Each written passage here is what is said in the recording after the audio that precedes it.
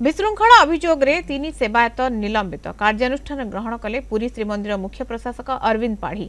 बाहर काठ निकट में यात्री बेनियम भाव में अर्थ आदाय नहीं 2 जन सेवायत निलंबन कर अर्थ आदाय सहित निज निजर भितर मारपिट और गंडगोल कर विशृंखला सृष्टि करते 2 सेवायत। यह श्रीमंदिर श्रृंखला सुरक्षा तथा गरिमा को गुरुतर भाव में प्रभावित करथिला। एने सुआर बड़ू सेवक नारायण पंडा और खुंटिया सेवक राजाराम खुंटिया को निलंबन करिसेंती मुख्य प्रशासक। सेपरि श्रीमंदिर परिसर में डालडा घी व्यवहार को प्ररोचना करिथिबारु महासुआर सेवक बेना महासुआर को निलंबन करा जायछि। 2 मास पई तांको सेवा कार्यरु निलंबन करा जायछि। सस्पेंड समय कोनोसी विशृंखला सृष्टि करबा को चेष्टा कले निलंबन अवधि वृद्धि करा जिवो।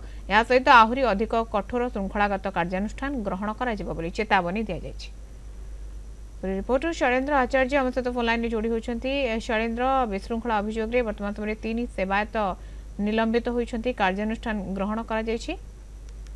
मधुसूदन देखो श्रीमंदिर प्रशासन एक बलिष्ठ और गुरुत्वपूर्ण पदक्षेप कारण श्रीमंदिर प्रशासन सबु श्रीमंदिर में गोटे प्रकार संस्कार आने विशेषकर महान श्रीजगन्नाथ संस्कृतिर जो गर्व गारिमा ताकि अक्षुण्ण रखापी विभिन्न समय विभिन्न प्रकार पदक्षेप नहीं आपन देखिए जो 2टी घटना 3 जन सेवायत को बर्तमान निलंबित कर 3 जन होती वरिष्ठ सेवायत जड़े होती खुंटिया सेवक राजाराम खुंटिया बड़ू सेवक नारायण पंडा और महास्वर सेवायत बेना महास्वर 2टी घटना 3 जन सेवायत को निलंबित कर निलंबन अवधि समय जब ये 3 जन सेवायत कौन प्रकार प्रभावित व प्रलोभित बही कार्य करती निलंबित अवधि को आहरी वृद्धि कर आवश्यक पड़े आहरी कठोर कार्यानुष्ठान निया यार एकमात्र उद्देश्य हूँ मधुस्मिता जे श्रीमंदिर में गोटे प्रकार संस्कार अना जो सेवायत मैंने श्रीमंदिर महाप्रभुंर गर्व गारिमा को